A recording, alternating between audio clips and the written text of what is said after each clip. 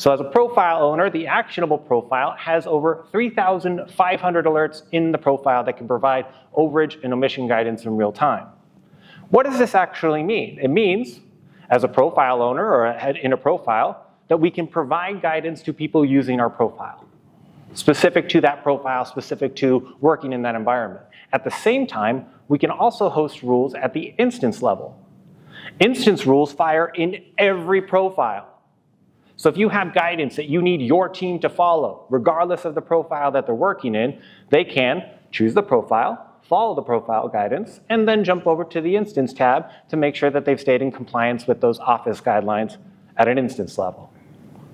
All right, the other thing that I want to call out here that I'll preview, we recently have unlocked the ability to customize instance rules such that they only fire in specific profiles. So for example, if you have instance level guidance that you know in a specific environment that won't fly or you shouldn't be doing that, then you can essentially not fire that rule in that specific profile. If you can't tell, there's an incredible amount of customization on how you can optimize these rule sets to get the best possible product first time out the door.